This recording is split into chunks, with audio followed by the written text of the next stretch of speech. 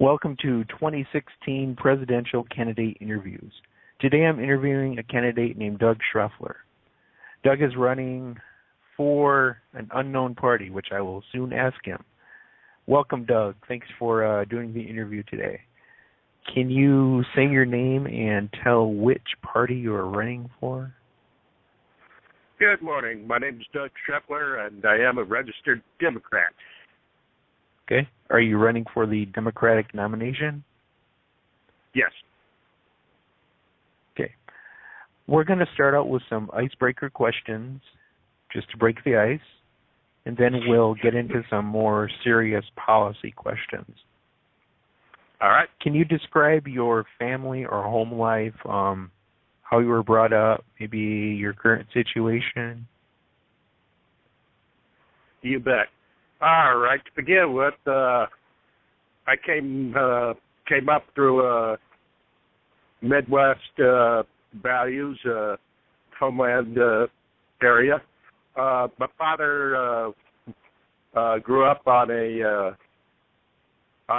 family farm. Met my mother, and his first college, which was Pasadena, California.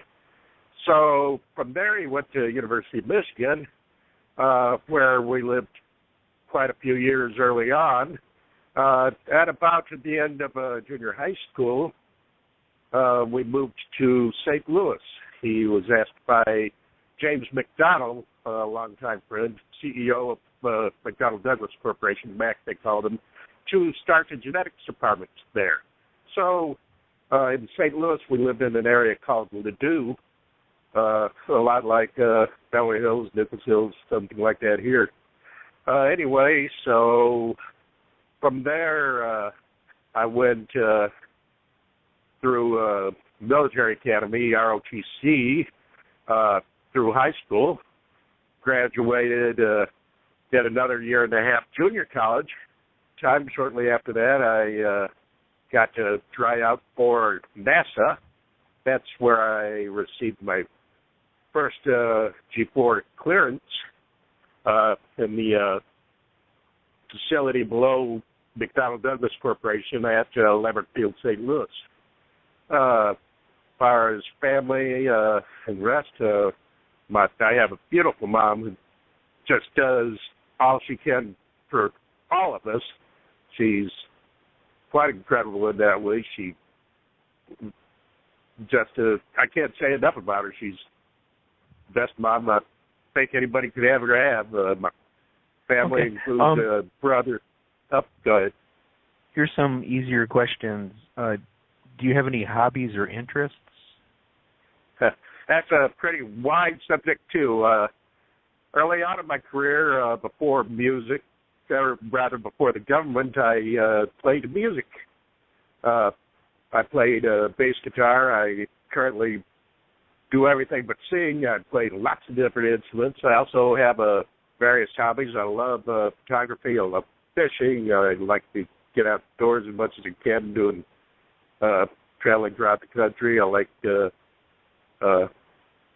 love artwork. I do water and oil colored painting, and I also love computer programming. The website that you saw is my own programming. I've got quite a lot of knowledge with computers.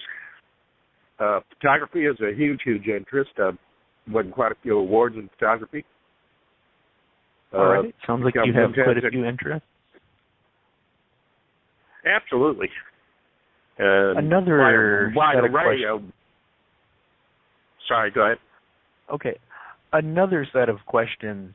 Your favorite place to eat out, or a favorite fast food restaurant, favorite kind of junk food, anything along those lines? You know what? I love all the different things. I used to be a big fan of McDonald's for a long time, but the result is that while I was going through work and academy and all those things, I'm a little heavy now, and I'm changing the way I eat, doing a lot of healthy things, but I still like a steakhouse and barbecue and those sort of places. All right. Another question, do you have any favorite TV shows or movies you enjoy watching? The movies are a long subject, and maybe that'd be a question you should ask me after the first of the year. That could possibly be another segment. In any case, I love action thrillers. I love the sci-fi stuff. I even enjoy going to kids' movies today. All right. And one more icebreaker question. Do you have a song or anything that kind of represents your life? Do you have a favorite song that kind of when you hear it, you think, yeah, that represents me? You know what? I do, and that's one that I've recorded myself. I have a little home studio at the house, and it's my own tune. It's not released or anything, and there's no words. It's simply beautiful music. Okay, interesting. Let's get into the serious questions. Straight up, why are you running for president? All right. As you said, straight up, I'm running for every veteran that's had problems with things in the government. I'm running for all the different folks who have served, whether it be federal or DOD. Quickly and simply, my work as G4 allowed me the privilege of delivering mission orders and parameters for various diplomatic teams and black budget projects and such. Some of these folks have passed on through mission directives that I had delivered for the White House. I'm running for all of their memories. I'm running for their families. I'm running to say thank you for what the government has allowed me to do for them. Okay. Another question. Name some unique abilities you would bring to the office of president. What things can you do that are going to help the office of the President of the United States and help our nation? That's a fantastic question, and I can talk an entire day about that. But shortly, a few bullet points here. There you go. One of the first things I want to do, even within 2 years in my office, I will have all of DOD completely subsidized, meaning that program for DOD will have a $2 trillion account earning interest. That is the interest value of that account that will set it off of the budget of the United States separately. How would you subsidize it? That's long and involved. So shortly, if you take $1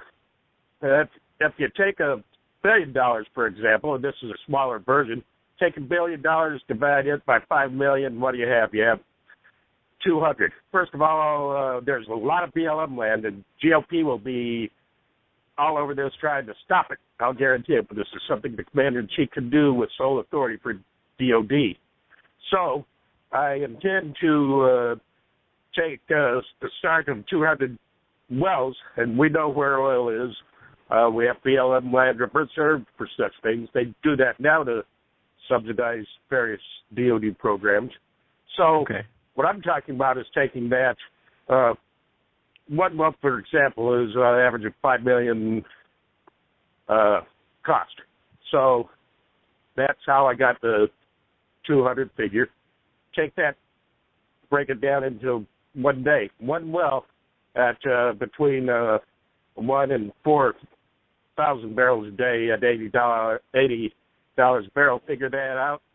Times that 1 day, 200, and times that figure times 360 days a year. It gets pretty astronomical quickly. Now, in 3 years' time, that turns into over $20 trillion. That $20 trillion account with interest at 10% can bring the DOD at a $2 trillion account to run DOD. We can do the entire budget for the country in such a manner at breaking apart various different things and having it subsidized through its own means. We can do the same thing to eliminate the deficit that is currently $16 trillion. If we can eliminate $2 trillion per term, me being in office, we've cut that deficit in half, and we can do a lot better than that. That sounds really ambitious. The money that I'm talking about that would bring that $2 trillion a year and all these various different items will be standing if GOP will let it alone, and they won't. But the fact is, in my term, we can cut that budget at least in half, the deficit cut in half. It's not ambitious. It's simple, easy math. Another question. Okay, go ahead. Okay. Name a president you would like to emulate, and then name a president you would not want to be like at all.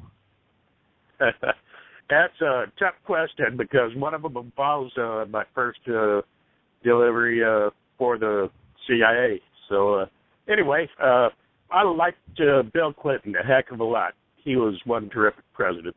He had a program that I think has features that should be incorporated into Obamacare, as good as Obamacare is working now, and GOP and others will say otherwise, but you know what?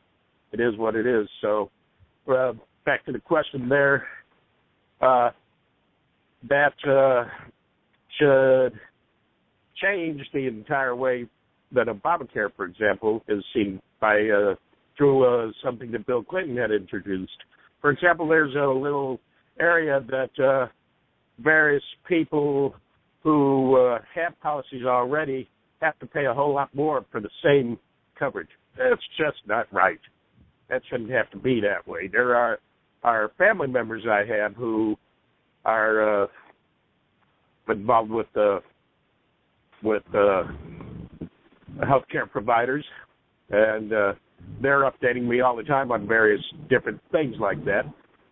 So I would incorporate some of those things from Bill Clinton to that. Now, to answer the other part of that question on who I don't like, and this somebody might bat an eye about this, and I believe it's declassified now, so I'm going to take a chance. One of my first packages ended up being a pardon from incoming President Ford, who took over for Agnew when Nixon was impeached. So you would not want to be like Gerald Ford? Say that again? You would not want to be like President Gerald Ford? Not at all, no. But the interesting part of that story, and part of the reason that should be a valid little point there, is that that first package was the pardon to, I delivered that pardon for President Ford to Gordon Liddy. That was the first delivery I did for the CIA. Right. Another question. Are there any functions of government you would like to cut or abolish, and why? I don't think we need to abolish anything. There's lots of things we need to overregulate, but lots of things we need to different procedures in. For example, the whole area of immigration, for example, is starting to get a lot better and a lot tighter, but there's still a lot of loopholes and a lot of things that we can do to keep people like these kids from coming through. We know how they came through now this time, and that has been closed. But there are other things that are open that have not been thought of by them yet, and we need to start foreseeing all these and maybe getting people into that mindset that foresee various different problems before they come up. CIA is famous for doing that, and that's how we protect our country. Okay. We're coming up on 9 minutes left in the interview, so I'm going to kind of keep these short. Describe your stance on taxes. Do you like the progressive tax, a flat tax, a consumption tax, something else? For me, I'm not going to go into all the categories of those things. What I intend to do, first of all, is one of the things that will immediately get GOP working with me. I'm going to cut corporate tax rates in half. I'm going to also show the government how that tax decrease can be redeemed, replaced. I'm also going to do my best to bring outsourcing back. Why we are not getting outsourcing back, simple fact of cutting taxes, corporate tax is not going to get those folks back. What is going to get those folks back is the over-regulation that we have in so many areas. There are a few corporations and types of corporations that can be developed that are not regulated at all, or very little, and those are immediately things we can do to replace those lost revenues. But all right, what we have to do is the whole issue with that is that China is got so few regulations, and regardless of how much, until they can get away with what they want to get away with. All right, so we're going to move on to a different set of questions. These are more social, political type questions. Describe your stance on the abortion pro-choice issue. Where do you stand? I'm absolutely pro-choice. A woman ought to and should always have the choice to go to a place if that's her choice to. I fully believe in these things. There's lots of religious aspects of folks that don't. I have no issues with any of those, but it is the law. It needs to remain the law. It needs to be available to choice. All right, and another personal type question. What role does faith, religion, spirituality, etc. play in your life? And what type of role would it play for you as president? Interesting question. I am very familiar with all of the different religions throughout the world and who and why they believe the way they do. In the end, my belief is that all religions are of one source. That source is God. All right. Doesn't matter whether it's Jesus, Buddha, Allah, any of these things, the one source is God. Now, how that would affect beliefs on how I run the country, I want to keep all those things in mind without, and the policies I intend to take, and I will have to take sides on some issues, but I intend to do this in such a way that minimizes the effects on certain religions that have had so much drama in that area already. For LGBT, for example, they should have the right to have a blanket enforcement for marriage. I want to see that come through if Obama has done that before he leaves. Right. Another personal type question. What are your weaknesses, and what would you do to make up for your weaknesses? We all have our failings. To err is human. So what are some of your errors that make you human, and what will you do as president to make up for those? All right. Well, to begin with, that's a very difficult question and an important one that you should be asking. And also somewhat puts a candidate at risk of all of GOP and their enemies to be knowing what. Anyway, so the little joke being passed. You know what? Years ago, I used to be told that I was just like Agent K from MIB, Men in Black. Agent K never smiled, never laughed, never showed any emotion or feeling. All the time that I worked, I had to be that way. There was a former supervisor for the CIA locally who told me, Doug, you haven't worked for a while for us. You put in all the hours you can before you get your pension. He said very clearly, Doug, you drop your walls. Today, I'm an open book. Everybody sees me yell, scream, get mad, get upset. I cuss the heck out of things when I'm upset. I'll freely admit that I did it. I won't do it in public, and I'll go back in my car and drive around and cuss the storm and come back. Okay, we're coming up on 4 minutes left, so it's time to kind of close this out. Do you have any closing remarks? Quickly, another part of that question I was hoping to answer. Maybe you can call me back later. Go ahead. How that would carry over into office. But Yeah, go ahead. So how that would carry over into that office, how I would incorporate all of those different things into that office is, well, I'd still have a friendly attitude and laugh and smile and things. I simply would not allow blow-ups. I would not allow all these different things. I do have self-control beyond the abilities of most. All right. Now for some closing remarks. In 2 minutes or less, tell us why we should vote for you and discuss anything else you would like to discuss in about two minutes or less. All right. Why somebody should vote for me? I've got zero background for having. Most people going into that office have gone in from being a governor or senator, etc. I'm going in from having zero affiliations other than my G4 classified work, which puts me a level above the Secretary of State. That's the level I hold for government. That being said, I am not a White House insider with all these walls and things already cut. That's going to be an advantage. That's going to be something that people will realize, too, that the division that the candidate going into that office already has limits his ability to do things. I'm going in without those limits. Beyond that, go to Doug Shreffler, DOUGSHREFFLER, thenextpresident.com. Click donate. There's 2 different things to do. You can use the Pyrex or the interface for Account Blue. Thank you. Okay. Glad to be on your show.